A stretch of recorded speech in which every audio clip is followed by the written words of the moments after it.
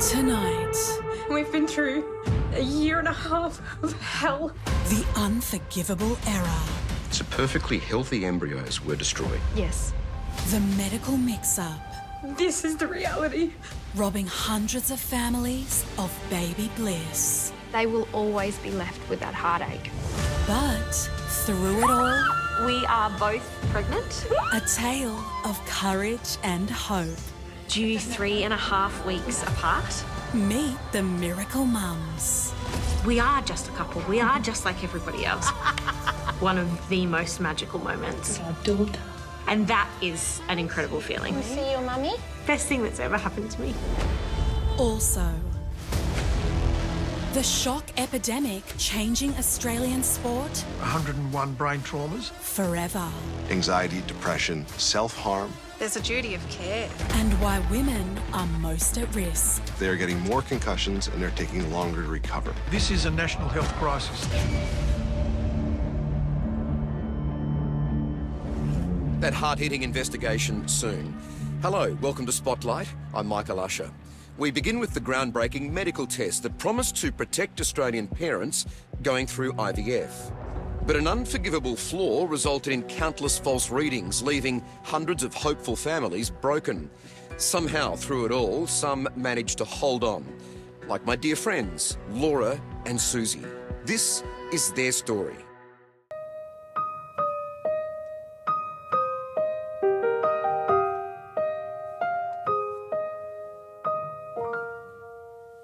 I dreamed a dream in time gone by, when hope was high and life worth living. I dreamed that love would never die. I dreamed that God would be forgiving. I'm Laura, And I'm Susie. and we're married to each other. We are both pregnant, due 3.5 weeks apart. And yes, before you ask, we're using the same donor. It's a lot to take in, and our story is very complicated as to how we got here, but we couldn't be happier. No song unsung, no wine untasted. But the tigers come at This is no ordinary couple, no ordinary story, and no ordinary way to start a story. I haven't done many interviews under this sort of pressure. Actually, I should do the ground rules first. Now, if waters break during the course of this interview, please feel free to stop the interview. Great, good. We won't plough on.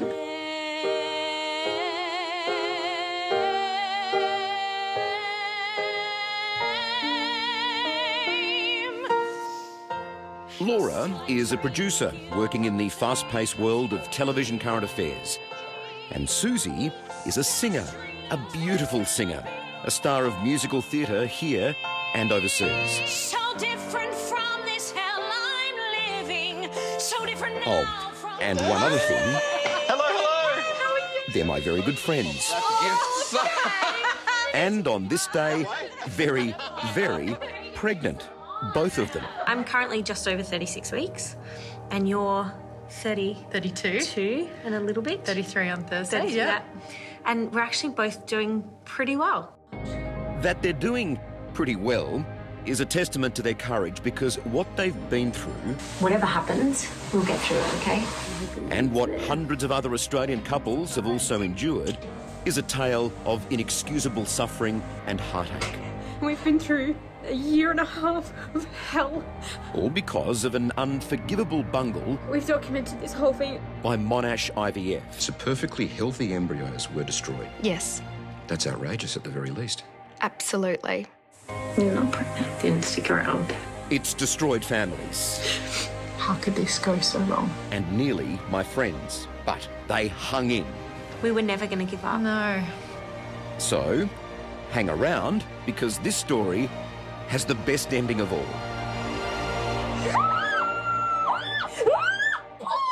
We don't know. We've been waiting to baby.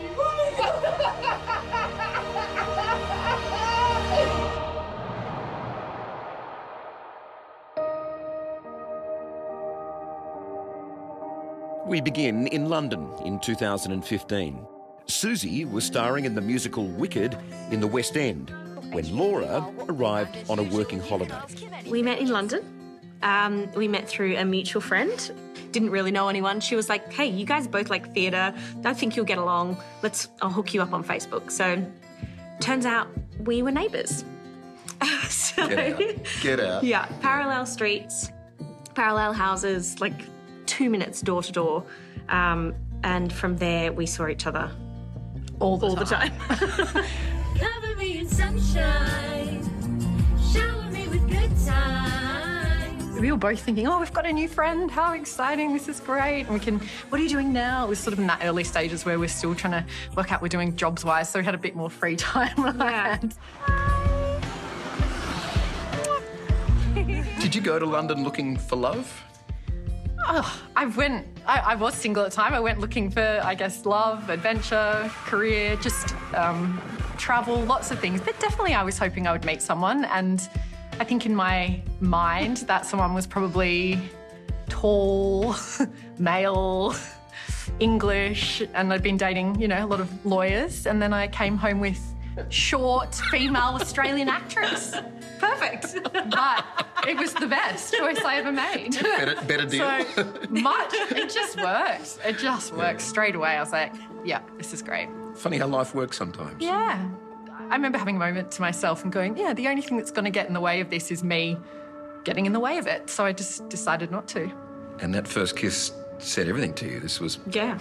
What the hell? Oh, okay. I wasn't expecting that, but wow. Okay, let's see where this goes. And then we started dating.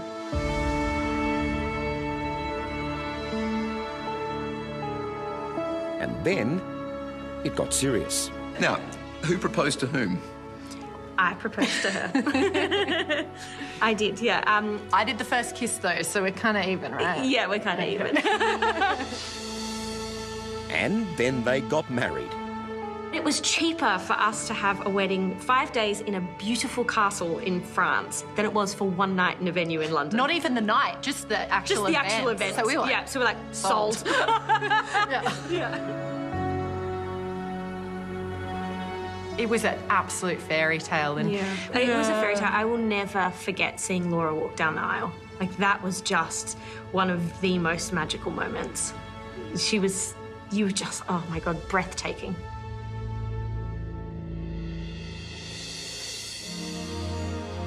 Not long after the wedding, the newlyweds returned to Australia. Then COVID hit, and it was during lockdown that their thoughts turned to starting a family. We'd always wanted to have a family. It was something that was really important to both of us, and even early on in our relationship, we were like, I want to have kids. So we always knew we were going to need help. Obviously, we're missing an ingredient. So we knew it was going to have to be, via IVF or something similar. How did you decide who would get pregnant? we both wanted to carry. Yeah. It made sense for me to go first. You had some concerts booked. Yeah. So we were just like, cool, we'll go with Laura first and get the family started. They chose IVF, and perhaps naively knew little of how tough emotionally and physically that journey often is. We were thrilled. We were like, Thrilled. how good is science? We can't wait. Went to an information night. She ate all the canapes. All the canapes. Introduced herself to everybody. Chatting away, having a great time. Having the best time ever. We're like, we cannot wait for this. Yeah. We didn't know what was ahead. We were very green. Yeah. We were so excited, and it was it was the first steps to creating our family. The doorbell just rang, and look what has arrived. And what is in that box? It is the start of our future. Injection 1 is going really well at the moment. We're at the regrouping stage. All we've done is disinfect the site. Listen, I'm actually not nervous about the needle. It's just the whole thing.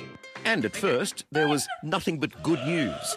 Laura's initial procedure was a success. And I remember waking up and seeing this nurse leaning over me, and she said, "We got 50 eggs. This is the most amount we've ever seen at this hospital." And guess what? What? 50 eggs. What's the normal? 10? 10, yeah. At best. If you're lucky, yeah. 50. So the choir is coming. From the 50 eggs, 13 embryos were produced and then tested for abnormalities. Laura was told 3 were viable. The advice came from an Australian firm called Monash IVF, who Laura and Susie had chosen after being informed the company offered pioneering, non-invasive genetic testing. Yeah, it was just a no-brainer. Why? Let's go with this option because... Why would you risk damaging your embryos? Yeah. The test available from today, giving hope to would-be parents around the globe. So patients won't have to have a transfer with an embryo that's never meant to work out as a healthy baby. I mean, this was sold as world-first, non-invasive technology. The gold standard is something that was said to the women as well. Was it any of that? No, it was everything but. Michelle Margalit is the lawyer leading a class action against Monash IVF over a test she says should never have been approved. It needed further work, and they just hadn't trialled it properly. Just describe, how did it get to market? How was it even allowed? It beggars belief. We can only assume that the checks and balances weren't sufficient. The problem with the so-called non-invasive test was that it gave false readings, which incorrectly ruled out perfectly healthy embryos. And for couples like Susie and Laura, that meant hope. Okay, it's faint though. It's faint. Was inevitably followed by disappointment. How do you take this? We're sad. One IVF round. Day 3. Day 3. Day 4. Where are we? We are at day 5. Day 6. Day 7. We're pregnant.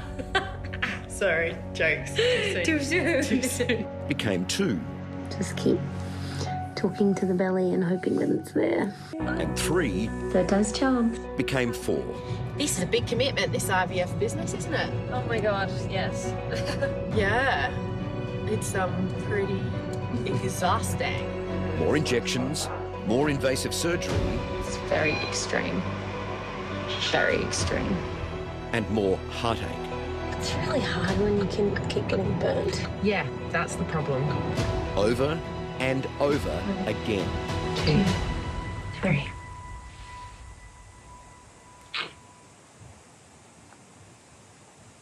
I'm sorry. And all the while, they were unaware that the test they thought was protecting their future child was, in fact, the cause of their disappointment. When you're told it's not invasive, it's gold standard, what else can you do but follow the advice of your doctor? I'm sorry. It's really cold. I'm sorry, In September 2020, Monash IVF launched an internal review. Later that month, it suspended its cell-free genetic testing program. Have you been able to discover whether or not Monash IVF were aware that there were problems before they suspended the program? We've spoken to a number of people who were closely connected with Monash, and there were multiple questions raised, and they were always rebuffed. Just ignored or they not? forged ahead in spite of reasonable questioning as to the legitimacy of the trial. Anyone who's been through IVF knows how stressful it is, even when it goes well. But this was preventable. Dreams have been destroyed, lives changed for the worst, and the best of people, like my friends, broken. I don't think I've seen more visible heartache than when Susie and Laura made that video, which I know you've seen. Yes. Okay, so it is the 28th of October, 2021. We started our IVF journey in May 2020. And we've just found out that 6 of the 10 abnormal embryos that were classified are actually as not normal, are actually normal. They are in grief and shock. Yes. Complete shock. We've documented this whole thing, and I want to document today because We are resilient humans, and over the last year and a bit, we've picked ourselves up time and time again. But the heartache in between has been excruciating. And even though we've kept going and we've kept pushing and we've put on a smile, this is the reality of the last year. And they were not alone in their pain. Am I right in saying some women may have missed the chance to fall pregnant altogether because their embryos were destroyed in this process? That's correct. We have some patients who were undergoing cancer treatment. And we have some patients who it was the last egg that their body was able to produce. So they've lost the chance entirely to have their own genetically related child. Because of this mess, they've lost that chance to have their own child. Yes. It's beyond shocking. No money can ever make up for that. We've been through a year and a half of hell, of failed pregnancy tests, of extra IVF, of everything. They will always be left with that heartache. Yeah. And that heartache is extremely hard. You can't quantify that. I mean, this is tearing couples apart. This is their hope, their future, their families ruined by this process. And that's right. The families will need to deal with this forever. How could this go so wrong? How could this be? How could this be? Next. So what did you decide at that point? To swap. It's trigger time. It is trigger time. The morning of the trigger, Laura got a phone call from the lab. They were able to retest the embryos. But hang on, these are the embryos that they had said, forget about. Yeah. So we're thinking, well, let's just do it. What are the chances? Oh, shit.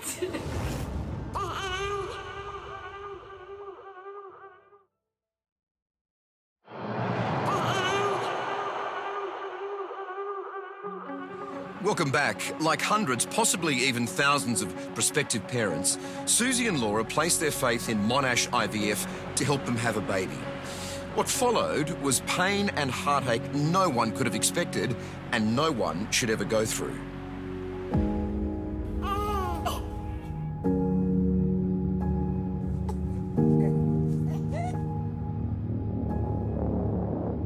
One of our clients in particular, when she got the call to tell her that they still had her embryo, and she was pregnant now with a donor embryo, she collapsed, physically collapsed. So in that woman's case, she'd then gone to the donor stage because that was her only chance. Yes, yes. Only to find out that one of her eggs was viable. That's correct. People are now pregnant or have given birth to genetically unrelated children, and after the fact are told, oh, hey, we might have your embryos and you might be able to use them now. This is it, right? Mm-hmm. Whatever happens, but this is it. Yep. This is it. Has to be. For Laura, after 4 failed rounds of IVF, the time came when she could take no more. What the hell is going wrong? My body was telling me we needed to stop.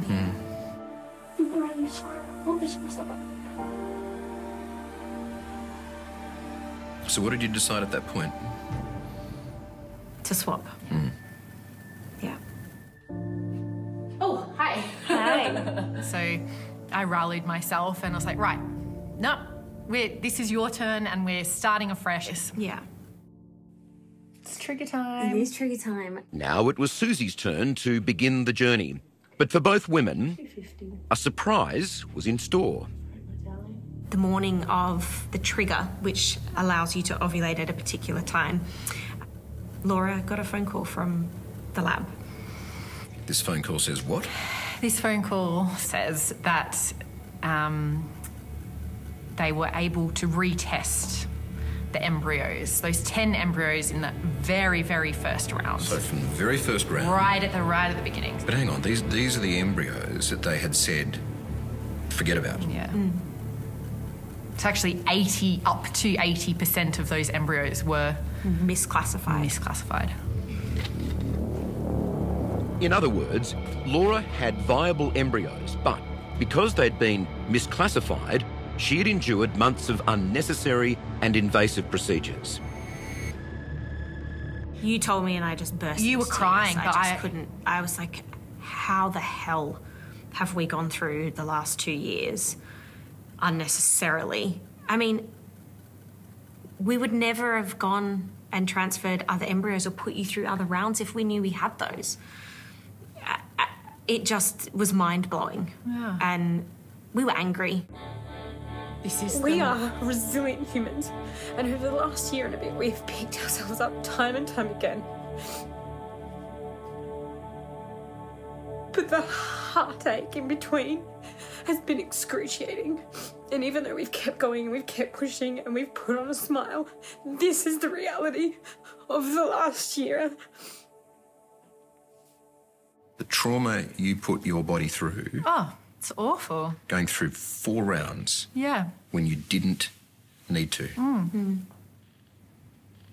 Like, Yeah.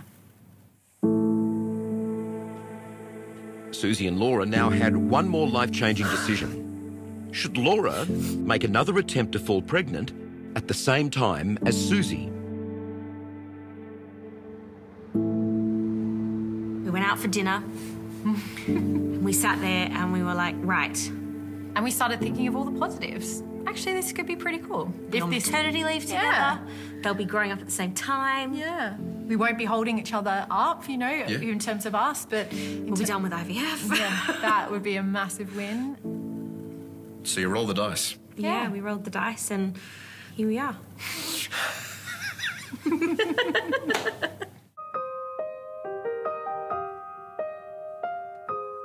After all the heartache, Now life has killed the dream I dreamed.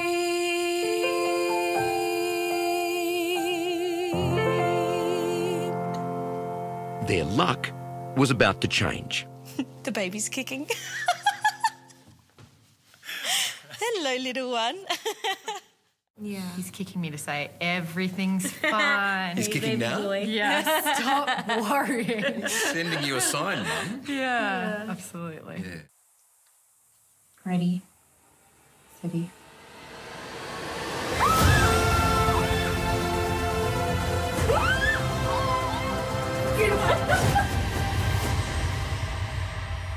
Oh, shit.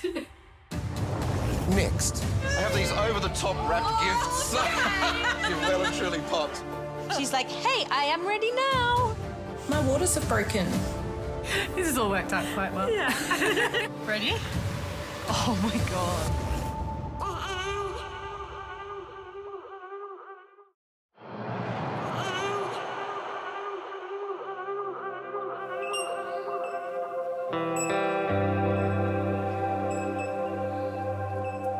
I'm excited to show you because you've never been here.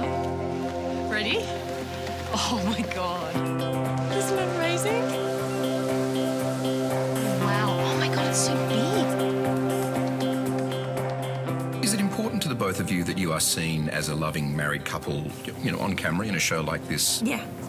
Yeah. 3 decades earlier, there's a lot of women that have been before you, you know, who wouldn't have been able to be as comfortable as this. It's interesting. Yes, that's absolutely right. I've just got an image flash into my mind. We were getting our nails done the other day, and the next person along, a woman in probably her 60s, would you say? Yeah, I'd say so. Sat next to us, and obviously, oh, you're both pregnant. You think, okay, well, we know where this is all going, and she said, oh, are you friends? And I said, oh no, we're married. We're having babies 3.5 weeks apart, and she paused and she got tears in her eyes and she said, you're very brave. But it was the way she said it.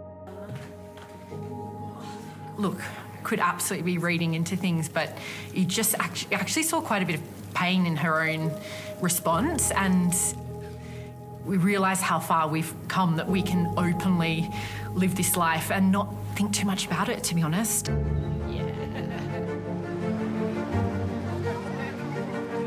We do get messages a lot saying, thank you for being so open about your relationship. Thank you for normalising it. Thank you for just being a couple.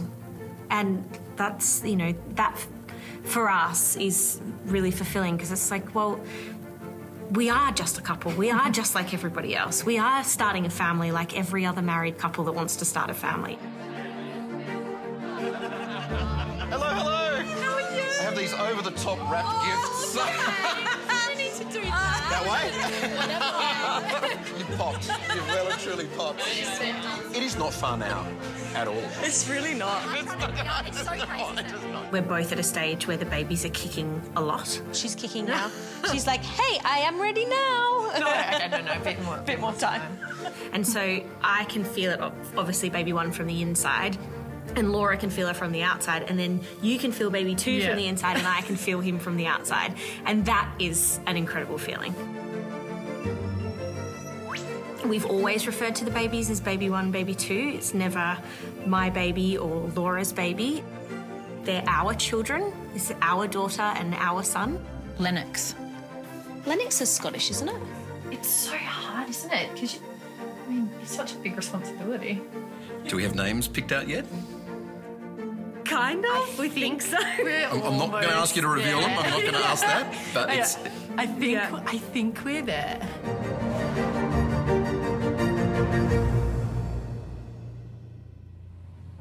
Morning, my love. Morning, my darling. Big day. Big day. Where are we off to? We're off to the hospital. We are off to the hospital. So you can give birth to baby one. Yep. Been advised that it's best to get her out now. Susie's just gone in. And baby's going to be born really, really soon. Amazing. Really overwhelming feeling. Baby one would arrive via C-section.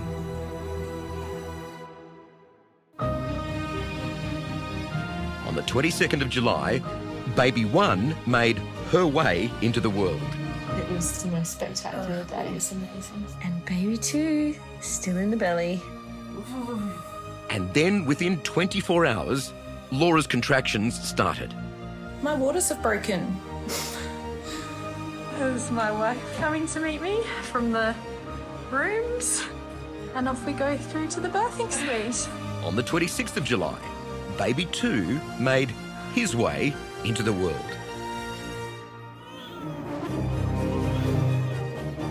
Okay, so we are returning from the birthing suite. It's not one baby, but two. Back to the ward. On you go, my fair maiden, my hero. Keep going. We left yesterday with one baby. We returned today with two babies. They clearly, these two, wanted to be together. Everything about this just feels so right. Knock, knock. Hello. Hi, Mike. Congratulations, you two. Thank you. But you didn't think you'd be meeting two babies today. Well, no. You're meant to be weeks apart. I know. Oh, this is gorgeous. Would you like us to introduce you? I would, thank you very much, yeah. This is Marlo. Marlo, beautiful. And this is Mackenzie. Marlo and Mackenzie. Yeah. It's gorgeous. How are you? Hi to Michael. How are you? Yes. I was going to say. A little perfect guy, a little perfect girl, and... Yeah. And you are now a family. Yeah. What has this done to the love between the two of you? I didn't know that it could get any stronger, but it's solidified us in a way that, I don't know, it's incredible. It is incredible because not only this part of it, but having been through 2 years of IVF,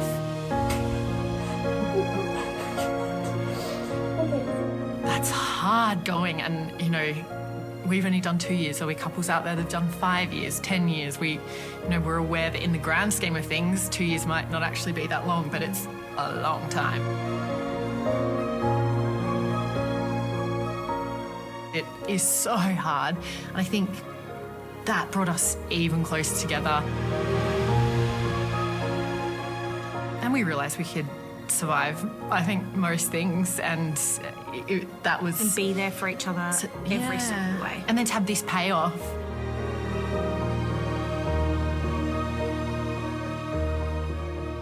because we'd done that all together, it's just wonderful, and it's yeah. I do love you. If you didn't know that by now, this has all worked out quite well. Yeah. Monash IVF declined to be interviewed, but have provided a statement which you can read in full on our website. Meanwhile, Susie, Laura and the Bubs are doing just great. In fact, Susie will be performing at Melbourne's Hamer Hall and then the Sydney Opera House in the next couple of weeks. The details are also on our website.